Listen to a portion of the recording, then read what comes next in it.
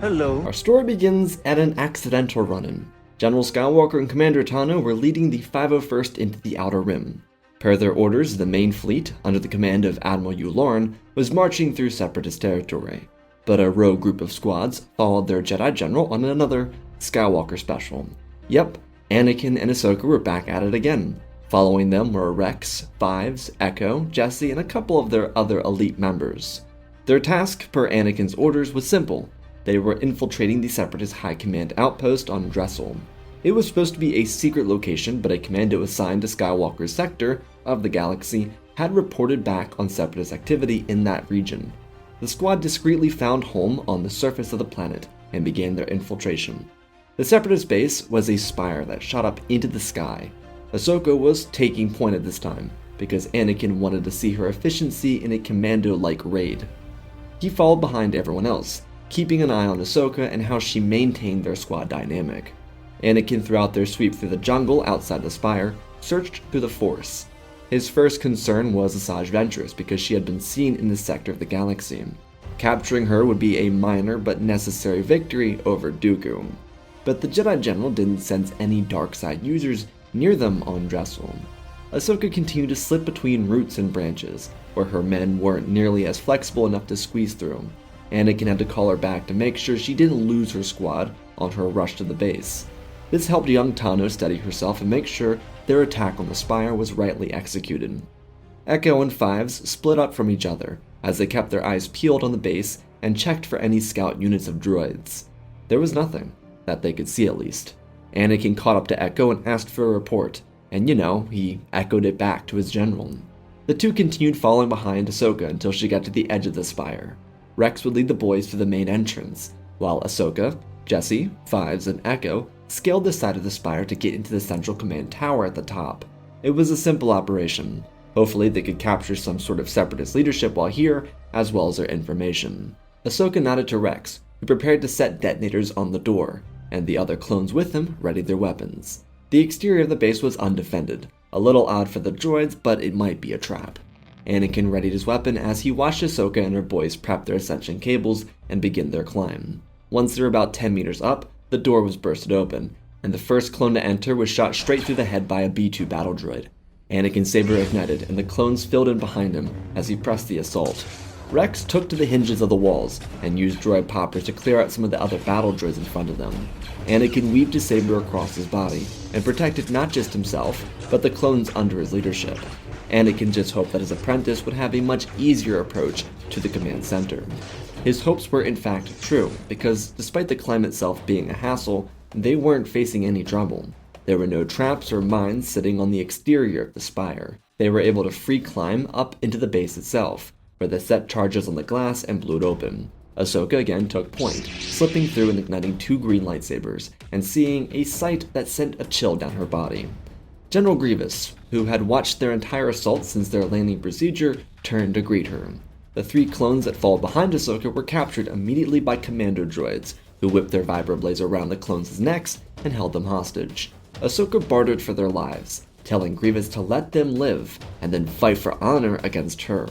A child versus the droid general who controlled the CIS armies. This would be as easy as their previous engagement. Ahsoka had grown in her training much since then. Grievous thought his competition to be foolish. Like every other Jedi he had faced, he would annihilate her. He only pulled 2 sabers, and they collided in the middle of the command chamber. Ahsoka used her training expertly here to avoid Grievous's overreaching strikes. After all, it was Anakin who encouraged her to spend a week training with Kit Fisto after he survived his duel with Grievous. Their blades bashed together. Ahsoka weaved away from his strikes and slipped over the command table, which the droid general blasted with his weapon. He frustratedly jumped up and swung down at her. She ducked under the strike, leaning up against the command table, and used the force to throw him through the air and into the edge of the room, cracking the glass. He whipped around, pulling out 2 more sabers and charging her. Down below, inside the many corridors, Anakin led his clone unit through the base. They faced stiff resistance, but they were some of the most elite men of the 501st. The clones in their Phase 2 armor were strikingly fierce, advanced beyond their years, and unstoppable against the droid defense.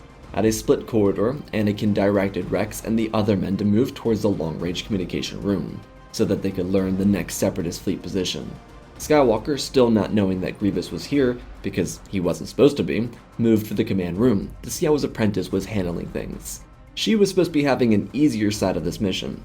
As he entered the elevator, a sense of dread washed over him, and when the doors opened, that dread was realized. He watched Ahsoka fall backwards, losing her Shoto in an overpowering blow from Grievous, and swinging her remaining saber above her face to save her life, which did work, but not for long, as the droid general swung down once more. Anakin, with rage coursing through his body and a chance to end the war, reached out his hand and lifted Grievous off the ground. The choking droid general wheezed, as the commando droids released their grip on the clones and charged the Jedi general. Anakin threw Grievous into a glass pane and sent him tumbling out of the building, before igniting his own saber and parrying one of the commandos, before eating a metal fist to the gut and another to the chin. Both would leave their bruises, but rage still ate him away. His saber cut through the command droids and he kicked their limp bodies over, before making sure Ahsoka was okay. She was, so irrationally, he jumped out the window into the forest to chase Grievous. Commander Tano would secure the command room, as the other clones shut down various sentry turrets inside the facility, before getting the long-range sensor data they initially came for. Outside the facility, Anakin slammed down, following the claw prints left behind by Grievous. He expected the droid general to head for their starships and escape, so Anakin requested that the pilots lift off and remain at bay until they received new orders. This was a last-second savior for all of these clones, because they pulled into the air seconds before Grievous found them. He was going to steal their shuttles and escape himself, and now, as he watched the vessels depart into the air, he was faced with Skywalker. The Jedi General ignited his saber, and asked Grievous, if he was so powerful, why run? Grievous turned around, seeing the challenge before him, and taking up his warrior pride. This was his chance to make up for his failure to kill that incessant Padawan. Two of his sabers ignited and they lunged in. Their weapons collided immediately. They bounced off one another and parried expertly. Anakin was at odds here because Grievous's overly aggressive style overpowered Anakin's own skill at this moment in the Clone War. Anakin ducked and used his senses to avoid lethal strikes from Grievous. The cybernetics, though, played off of forms, not emotions, leaving Skywalker at a slight disadvantage, but this changed as the two separated from each other. Anakin spun his saber in his hands, and Grievous attempted to outsmart the Jedi General. Their weapons then slammed together and held. General Grievous pulled out a third arm and swung in, with the activation of another saber, and Anakin caught the arm with his metallic hand, holding it at bay from him, before twisting Grievous's metal arm backwards and shattering it, before swinging into the droid's defense. Grievous nearly lost his life in that strike, but Anakin was tired of playing heroic gladiatorial games. He raised his hand and pulled Grievous off his feet and slammed him into the ground half a dozen times. All of his weapons were then sprawled out across the jungle floor, and he himself was covered in dirt. His cybernetics were torn apart and somewhat broken. Anakin ignited his saber and marched forward. This would end the Clone War. This would be the strike needed to silence genocide, and Grievous in his last moments thought back to Kaylee, his people, his love, the life he had before becoming this technological terror. It was a short moment of clarity, a moment that made him reflect on what he had lost in becoming this, and now faced with certain death at the hands of a Jedi who would not show him mercy, it slipped out. Grievous told Anakin to not let the Republic enslave his people, kill him, torture him, immolate him, but do not let Kaylee become a system of slaves. There was that word. It was like a trigger reaction for Anakin. A flash of himself and his mother as Watto's slaves popped up into his sight, a distant memory repressed, despite how much he did miss his mother. Anakin pointed his weapon under Grievous's throat and told him that the Republic could never be so cruel. They weren't like the Separatists. The grit in Skywalker's voice pointed towards both pain and experience with the words Grievous spoke. Those were not attributes of the Republic. They were side effects of the rebellion that Grievous led. The hum of Anakin's saber remained the only audible noise between the two combatants, and Grievous coughed before shaking his head. He had seen the Jedi and the Republic side with genocide. They allowed the massacre of his people because it aligned with their beliefs. Anakin could hear the desperation in Grievous's voice, but he refused to believe it.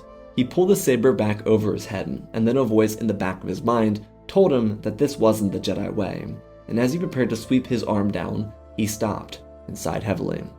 Anakin told Grievous that he didn't know about his world or his people, but they would never be slaves to the Republic. No one would ever serve as a slave to the Republic, and he'd see to it personally. At this, the droid general closed his eyes and accepted a fate that had already left the scene of what would be an execution. Anakin stepped back and looked to one of the 501st troopers who brought him some cufflinks. They would be applied instantly, and Grievous would be left surprised by his ambiguous fate. His last hope in his life was for his people to be freed from their chains and given an equal chance to exist, one that the Republic had provided the Huck. The Republic troopers would stun Grievous and take him away, as well as attend to many of the other needs of this mission, but things had changed at command, something that no one expected. Skywalker's unit was supposed to open up the first leg of the Outer Rim sieges. This was almost a full year earlier than it was supposed to start. Skywalker's unit was no longer 3 Venators.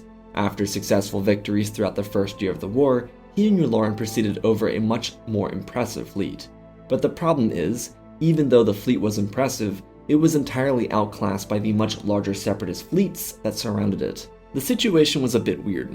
Drestle and the current location of the Republic fleet at Lerator were clear of CIS fleets, but the hyperspace lanes to get out of there were blocked off. It wasn't an intentional move either. If the Separatists knew General Skywalker had captured Grievous, then they would pounce on them without remorse.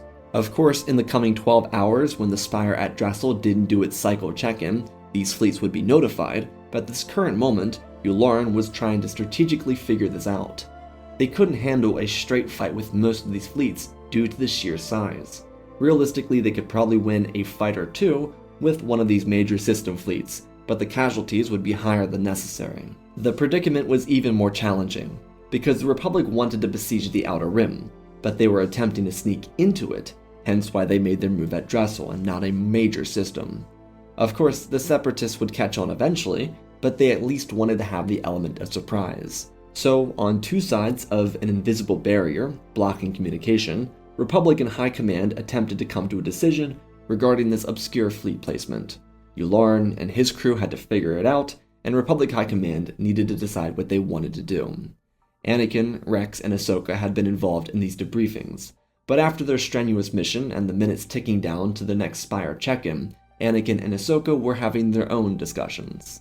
Skywalker was greatly troubled by Grievous's words, and he was speaking to Ahsoka for her thoughts on the matter. She believed he made the right move by not killing him. It wasn't as clearly referred to as an execution as it should have been, but Ahsoka wasn't there, so she didn't know it was almost a ruthless act of violence. She, however, with her limited information on the Huck War, was able to express some sympathy with Grievous. Anakin wasn't familiarized with it, not because of ignorance, but because he wasn't in youngling classes when the Huck War started. Traditionally, younglings would study current events, and the Huck War wasn't fully kicked off by the time Anakin started going on missions with Kenobi. Theoretically, he should know about some of it, but he was taken out of his classes earlier than he should have been. Regardless, Ahsoka was able to at least provide some of her class notes for their sessions of discussions over the event. The Jedi were supposed to side with the Republic, but Ahsoka recalled that she and a few others within the class challenged the position of Chancellor Palpatine specifically. These were nothing but classroom discussions and assignments, but as the in-class work cited, imagine you are on the High Council. How would you approach this situation, politically, societally, and peacefully? These were challenging questions for children to answer, but it's why the Jedi placed such a heavy burden on them at a young age. Being a Jedi was not meant to be easy. Sometimes one's own morality must be brought into question. Ahsoka personally felt that the Republic hadn't enslaved the people of Kaylee, but she did agree that they were harsher than they could have been. They didn't necessarily stop the encouragement or the encroachment of the Huck warriors, and it led to constant bombardments, attacks, slaughters, and pillaging. She tried to recall if she could remember Grievous being a part of this, but she didn't have any notes on him, because most of the discussions were based around the Huck, not the Kaylee, who were painted as the aggressors, even though they were being obliterated at the same time. It was a little weird, but that's why she sided with the Kaylee, because of how lopsided these discussions were.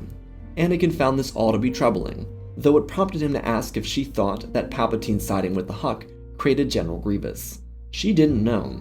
She responded with a shrug of the shoulders, and he thanked her for everything. The irony that Anakin did not understand or see is that Grievous was created by Palpatine, but not through the Huck War, through something else entirely actually. Skywalker was conflicted. The biggest pull towards this inner turmoil was that Grievous had mentioned enslavement. It's why he wanted Ahsoka's opinion on the conflict, because it could reveal some varying sides to the story. Tragically, if Skywalker had taken on Cal Kestis or Caleb Doom, he would have experienced similar answers from those students. Even though they weren't all in the same class, these three shared reflective sentiments towards the Kalesh and their struggle for autonomy in the wake of conflict. Instead of speaking to Grievous, Anakin would return to the bridge, sleepless as usual, to await the fallout of the 12-hour gap change. There were some minor fleet movements once the spire was found to be raided, but it did not bring the Separatists towards Lator. Drestle was covered by 3 or 4 light frigates, but then they left. The information from the spire was clearly stolen, and this resulted in the CIS splitting their fleets, allowing them to cover and defend more territory throughout the Outer Rim. Now began the hunt for General Grievous, and, for now, the Republic fleet at Larator remained undetected. Yularen still didn't want to try and break free from the Larator sector, until they had a clear understanding of the Separatist fleet movements and potential decisions coming from High Command, something Skywalker actually agreed with. After getting a little rest, which for Anakin was about 3 hours of off and on sleep, he finally went to visit his Kalesh friend. Skywalker was not thrilled about letting Grievous live, but he wanted to hear more of this story. Anakin never had many political opinions, but if what Ahsoka told him was true, then he disagreed with the Republic, and the Jedi Council, and Palpatine, because upholding the actions of the Huck in this scenario would not be right. When he entered Grievous' cell, the droid general was deathly silent. His hands were tied behind his back, and his eyes were closed. The wrist that Skywalker broke had been removed per Grievous' request, and Anakin sat down in front of the droid general. His eyes then slowly opened, and he stared at Skywalker. The request, or the vulnerability, shown inside the Drestle jungle had vanished. This was a hardened warrior. The two sat silently, just staring at one another. Grievous truthfully didn't have the words, and he regret having shared so much vulnerability. He believed he would die in that moment, and being spared left a stale taste in his mouth. He expected General Skywalker to be a fiercer warrior, but he was much younger than someone of his reputation should be, so perhaps not executing a prisoner was understandable. Anakin, after a few minutes, broke the silence by telling Grievous that he learned more about the Hutt conflict. He wanted truthful answers, and unsurprisingly, he would get them. There was some vitriol towards the Hutt, but that could be expected. They were an oppressive regime that profited in their crusade of injustice with the backing of a far larger power in the galaxy. Grievous would have no quarrel with the Jedi if they had simply, honestly, investigated things. A few more questions and answers would be given before Anakin asked for knowledge on Grievous' predicament. Why was he a cyborg? This line of questioning did not exist in a situation where Anakin was heading back to Coruscant, nor in a situation where Grievous didn't reveal his earnest last thoughts. Those two factors entirely changed their dynamic, and now Anakin would learn something about a Jedi attack to wound Grievous, something that had him saved by Count Dooku. This brought severe disappointment to Anakin. No Jedi would openly attack someone of a native world without having a reason to do it. Obviously, Grievous put himself in a light that made him more sympathetic, but even if he didn't, Anakin would not understand that attack. Just like his own actions on Drestle, a Jedi should never act out of aggression, only preservation. Skywalker did not execute because he was a Jedi. No Jedi would openly attack Grievous prior to the Clone War. But there was something that would end their conversation, both due to its striking change in perception, but also the call Anakin needed to answer. Skywalker, after realizing the Jedi openly attacked Grievous, asked how he was found by the Sith so quickly. If they reconstructed him, then how did they find him and save him so urgently? His damages were beyond life-threatening, and they so happened to have all the right materials to save his life, to preserve him through his crash and turn him into this? As Anakin finished, he was hailed by the bridge and thus had to leave. But he looked confused and even a little upset by the line of thought he conjured up on his own. Surely Grievous wasn't betrayed by the Sith and then believed the Jedi did it. These questions were realizations that Grievous never came to alone, and now left in his cell, he'd have to face the possibility of this reality, one where the Sith set him up, turned him against the Jedi, and used him for their war. Grievous didn't know the full Sith plan, but he knew Dooku had something else up his sleeve. But that was yet another mystery he didn't have answers to. Anakin's calling wasn't nearly as important as he thought it'd be. A Separatist fleet redirected towards their location, but it passed by them and landed at Ord Pardon, which was also in CIS territory. They were still safe for now, though they would need to pick a direction and move, before they were found by the CIS, of course. Anakin affirmatively told the crew that they could not lose Grievous. He was the key to ending this conflict. While Anakin and Grievous were having some semi-rational conversations, the room that the droid general lived in was a death trap. If it was forcefully opened, it would explode, doing controlled damage to the Venator. If he tried to escape the cufflinks, the wall would electrify and close in on him. If he even stood up without permission, the floor would electrify and he would be killed. Grievous was not in a bartering position. He was at the mercy of clones who lost countless brothers to his bloodlust. About another week would go by on Lerator, before the Republic crushed through a CIS system fleet at Nexus or Die. During this week of time waiting for their freedom, Anakin and Grievous had interacted a few more times. Thanks in part to not knowing their orders, Yularen and Skywalker maintained regular fleet movements and operations.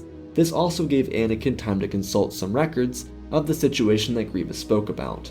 This wasn't pure idealistic compassion, as a typical Jedi might show for Grievous. For Anakin, this situation was more confusing than actually comprehensible. Ahsoka floated the idea that potentially the Sith had corrupted Grievous. Not that he was some genuine kind-hearted soul, but that they had utilized his warrior past to gain something for themselves, using his pain. An unhinged Grievous is what they had under their power.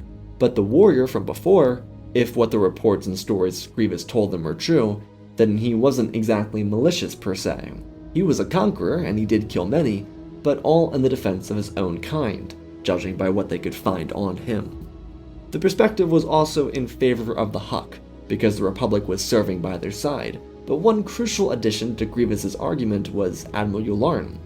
He had seen the starvation firsthand. As he suggested, sometimes following orders isn't the easiest thing in the galaxy, though this did hint to the fact that Yularen valued orders even if they were wrong morally.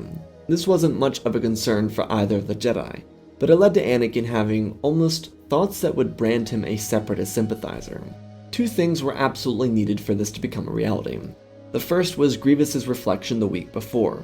Having spent a full week with conversations with Skywalker added to it, but Grievous was able to really think back on how he became this monstrosity he was now. This isn't necessarily to say that Grievous hated his cybernetics because they made him stronger, but it was more to say that he was suffering due to a Sith plan to seduce him. The second thing was entirely based around their non-hostile conversations. Grievous obviously couldn't do anything about this either. He didn't have the Force, he was guaranteed death if he challenged the Jedi, and his only source of interaction was with Skywalker. The clones weren't exactly communicative. So Grievous was inclined to actually agree. But something changed before their final discussion, before the Battle of Nexus or Die started.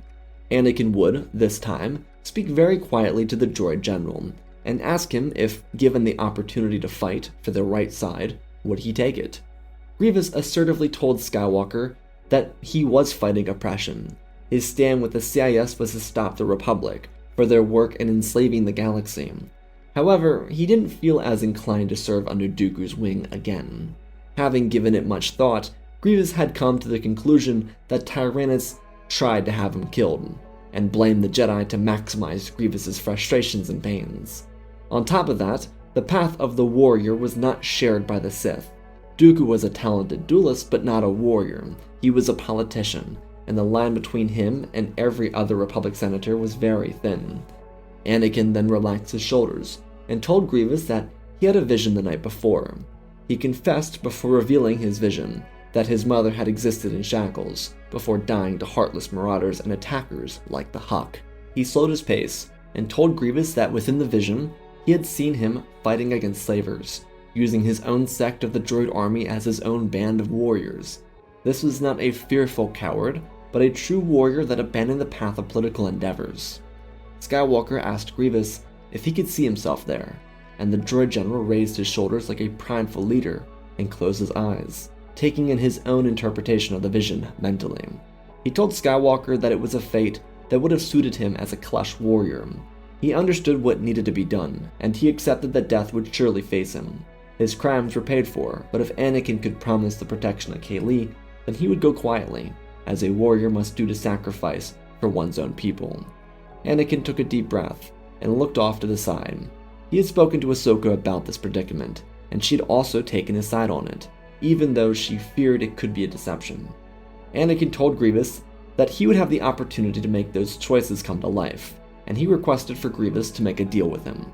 Anakin would, with the Force, release Grievous's restraints to test him as he spoke about the potential deal. The droid general noticed, but he didn't dare raise a hand. He was understanding of his place in this dynamic, right now at least. When Anakin was finished, they shook on the deal, as Grievous accepted Anakin's terms, not out of surrender or fear, but an actual agreement. Both of their lives would forever be changed by this action, but if Anakin was willing to make the warrior sacrifice, the same one Grievous just suggested he would make for Kaylee, then for both of them, this would be a worthwhile cause. This would result in Anakin breaking Grievous out of the capital ship and sending him away from the Republic fleet. While the ship would be charged with detonators and destroyed if Grievous didn't follow Anakin's orders and direct requests, there would be no problems. Well, with the former captive. Skywalker had a myriad of problems, and it all started with the clones arresting him. What he had just done was treason, and Anakin, hopeful in his collaboration, allowed the clones to do what they must. He couldn't blame them either. Grievous had killed many of their brothers, without mercy, and their own general had just freed that monster on the galaxy, after they toiled for months trying to find and capture him. It was a sick decision, a move that made Skywalker a traitor in the eyes of many of the clones. Ahsoka was in on the plan, but no one knew that. Her position was to track Grievous. Even though she was hesitant about this, she trusted her master's direction. Well, despite following the initial orders, Grievous would deviate immediately once he returned to the Separatist fleet stationed just past Geonosis.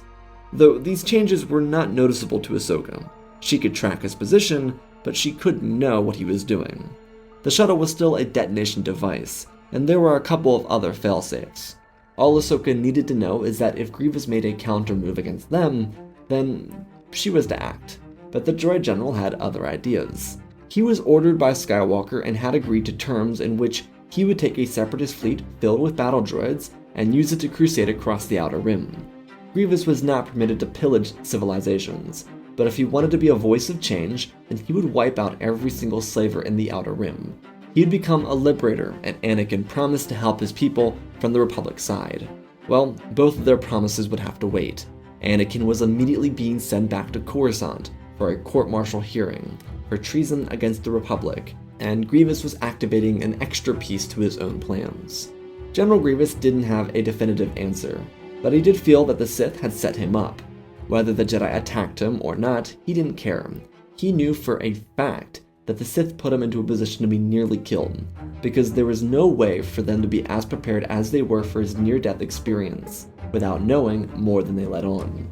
This was outside the realm of their agreement, but Grievous informed a super tactical droid over Sereno that Dooku was in league with Palpatine, and needed to be eradicated. This wasn't Grievous knowing anything about the Sith, it was just him making an outrageous answer that required quick action, which became a bombing of Castle Sereno, and the near-instant death of Tyrannus. Grievous, per the agreement, would take the fleet he returned to and reactivate it to follow his own command. This took him an unnecessary amount of time to accomplish, but he followed Anakin's direction and took the Separatist fleet and began to ransack criminal operations across the Outer Rim. With CIS material and fleets, they were unstoppable, and the Kaylee warrior who fought to save his own people from subjugation found a piece of himself during these fights. It was a little surprising to him, but he enjoyed that he was no longer just a leader over a thoughtless army. Now that he was actually thinking for himself, there was true purpose, and Dooku's death only encouraged Grievous to feel as prideful in himself. Anakin, on the other hand, had a much more difficult situation to face. He was placed on a court-martial overseen by a young Republic officer trying to make a name for himself. His name was Captain Rampart, and he was attempting to progress to Vice Admiral or Admiral by the end of the year. Knocking off a traitorous Jedi could be a good mark with the Chancellor. Well, this wasn't any court-martial because Palpatine had the time to sit in and listen to it. Of course, he could get Skywalker out of it, but he was very interested in what encouraged Anakin to release Grievous. Perhaps he underestimated his future pupil, by assuming that he would kill the droid general if given the chance, even though they weren't supposed to ever meet. Why Grievous was alive befuddled Palpatine. It was an odd choice by Skywalker all around, but what made matters worse for Anakin was that one of his own troopers had reported him. The men of the 501st were insanely pissed off about Skywalker's rash decision-making. Ahsoka hadn't faced the same repercussions because no one knew of her involvement. She was watching the droid general from afar, making sure he didn't go against their agreement. Chancellor Palpatine sat quietly as the court proceedings commenced. The leader of the Republic could preside over this, but decided not to. The judge was good buddies with him anyways, so he'd be able to get Anakin out of the situation. He was just interested in motivations. Skywalker's defense didn't include his secret dealings with the droid general, but Padme was able to use some of the conversations between Anakin and Grievous to their advantage without revealing everything. She highlighted similarities in one of her Senate speeches before the war started, and earlier in this year of Congress. She echoed that this was the representation of a failure to listen.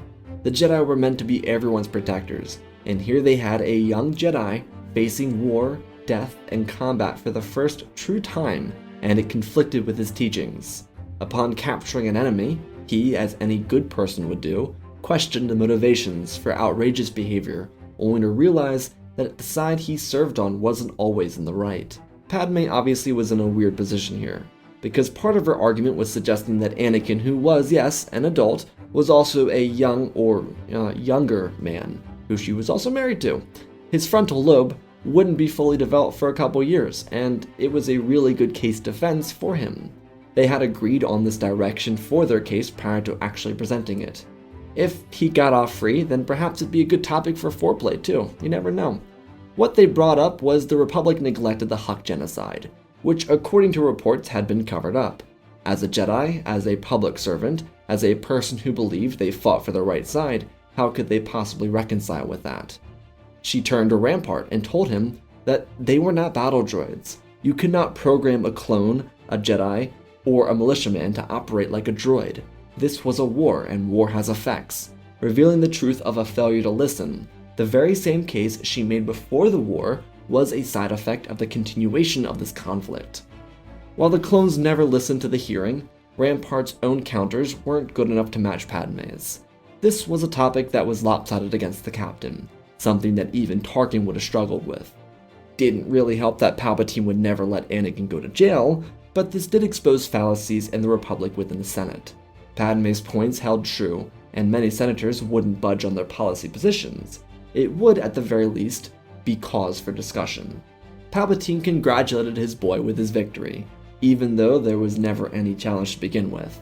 Anakin was grateful for the support of his secret wife and his mentor. Kenobi couldn't be there due to being on the battlefront, but Anakin couldn't blame him for that. Though for Skywalker, he would face some struggles upon his return. A few troopers were haranguing him about his decision to protect Grievous, and he would stand by his actions.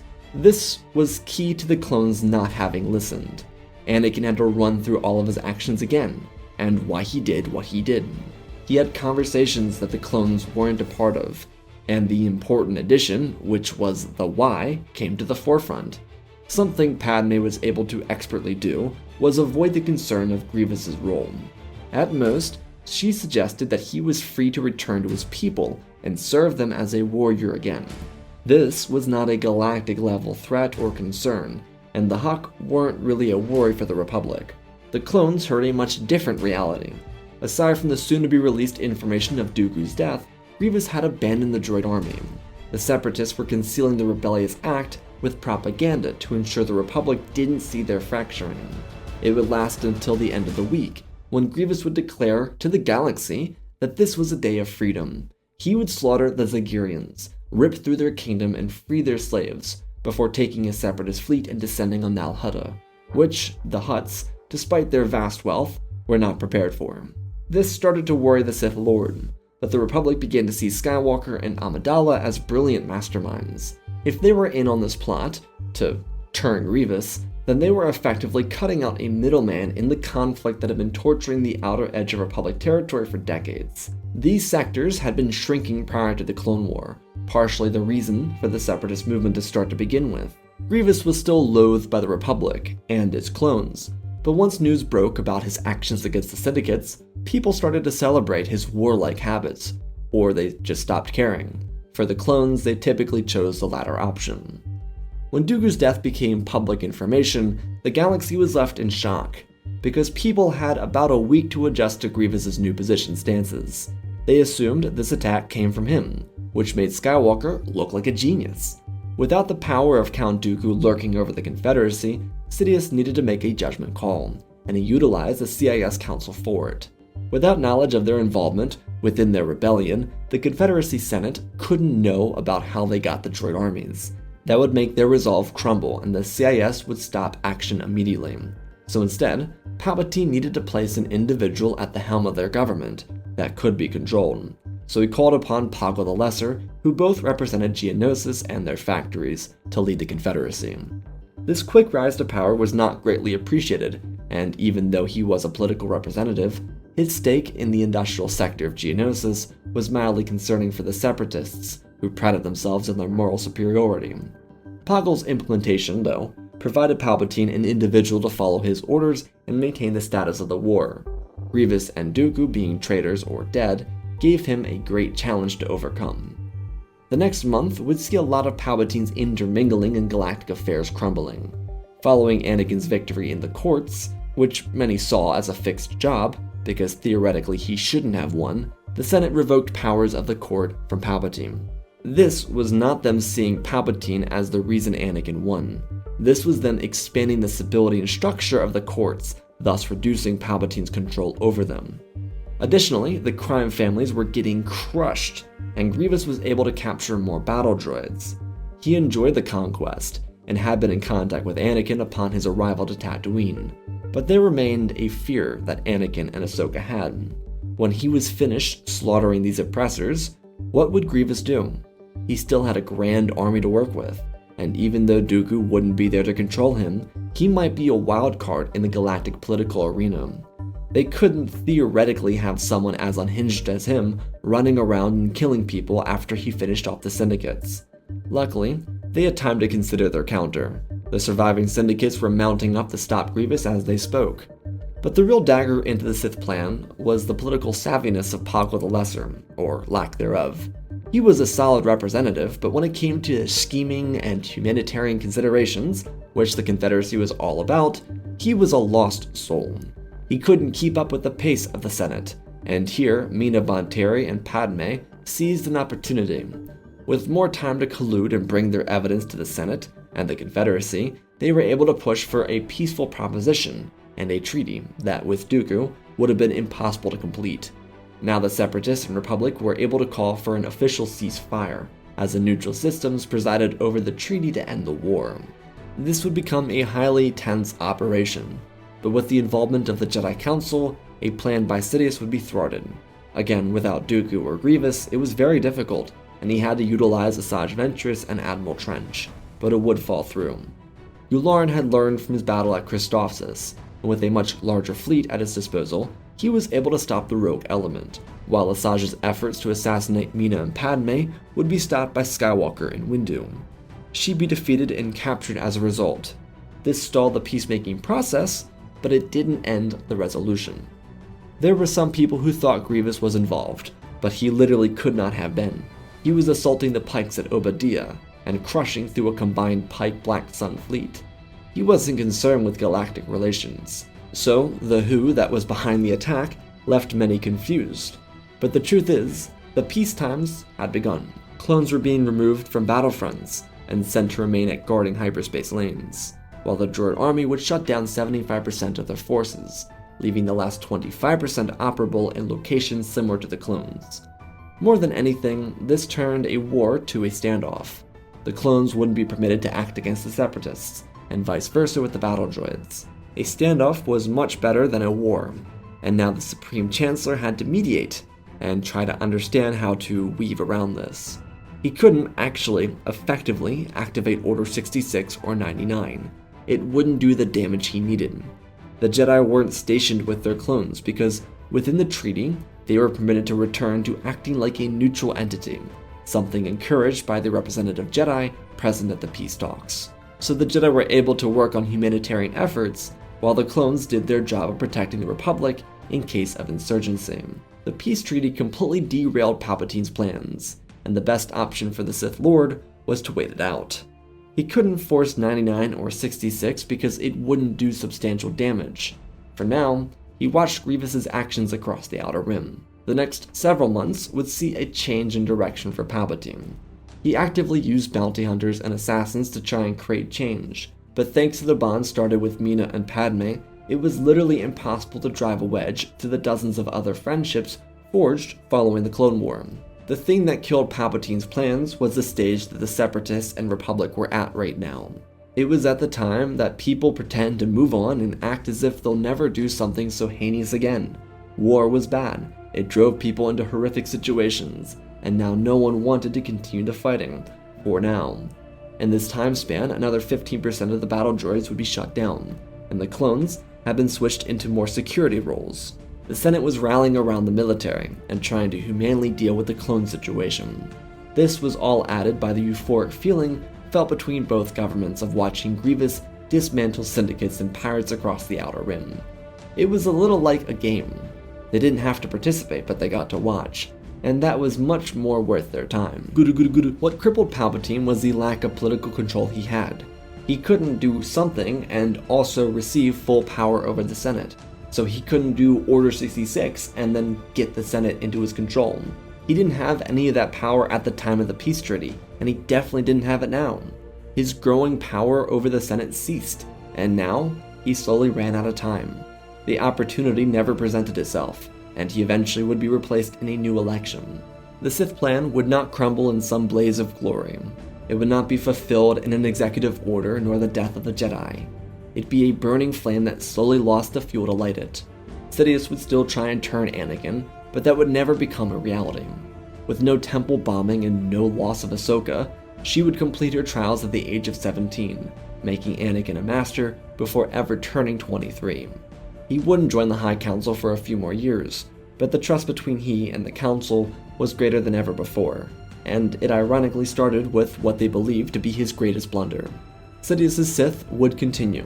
The rule of two would persist, starting with a nobody, an individual that even Sidious loathed. He wouldn't know it in his lifetime, but his apprentice would be the last of the Sith, someone who took the burden of the rule of two too personally and ended it all. Grievous and Anakin, on the other hand, would become best friends, kind of. They constantly spent time around each other. Anakin was the Jedi representative of Kaylee, and he made sure the Hux weren't massacred. And he also made sure the Kalesh weren't treated unfairly or targeted. It was a tough position because it meant that Grievous and the Kaylee needed to be the bigger people in the situation. They had to forgive the Hux, the Republic, and the Jedi, and also promise that they wouldn't genocide their former rivals. But with Skywalker protecting the Kaylee, the Hux could face severe punishment if they tried to interject in current operations on the planet, which they of course would try and do. It'd be the closest thing to revenge that Grievous got, but satisfactory enough for him to be at peace with it, because he didn't do anything, he just watched them suffer. The relationship with Grievous wouldn't be very normal, but it would be one of gratitude. Anakin would remain in contact with the Kalesh warrior, even after his own family was started, and Grievous would be seen by the twins as a goofy uncle, something Skywalker had originally hoped Palpatine would be. The Confederacy and Republic would unify in the coming years, but for now, Master Skywalker and General Grievous would take pride in the complete and total destruction of every criminal syndicate in the Outer Rim, something that the neutral systems integrated into their own coalition, and something that would see the true and full unification of the galaxy in the years to come. And that, my friends, is our story. Again, special thanks to all the patrons for supporting the channel. Smash that like button. Let's talk about this story. So, a little wholesome, a little odd. There's a bit of a political route here, but I really enjoyed doing this dynamic with Anakin and Grievous. This is probably, and I mean this, probably one of the hardest saved videos I've ever done. With the Maul and Obi-Wan ones, Kenobi's a lot less vengeful than Anakin. Anakin's a little bit of a psycho, so it was really hard to get that to work. I think it all started with it all actually had to start with Grievous losing a fight and then telling Anakin. It's kind of like that Save Martha shit from Batman v Superman, I think, It's kind of like that, except, you know, I tried to give it some development. I really think that the only way this would work is in the situation it's presented in. I don't think this works in any other way. I think this literally has to work like 1 out of 100 times. And that's the story they got here, because like, if he captures Grievous, has that conversation with him, and they go straight back to Coruscant, I don't think anything changes. I think it has to be, they're stuck in a situation, they can't get out of it, and they're forced to interact with each other. Kind of like the What If Dooku defeated Anakin video I did a while back, where they're just forced to interact with each other for an elongated period of time, and they can't do anything about it. I think that's the only way that Grievous fully turns and actually becomes a little less vengeful towards everybody, and I think that's the only way Anakin actually kind of forgives him. So I hope you enjoyed this semi-wholesome story. I love you all, spread the love, and always remember, my friends, may the Force be with you.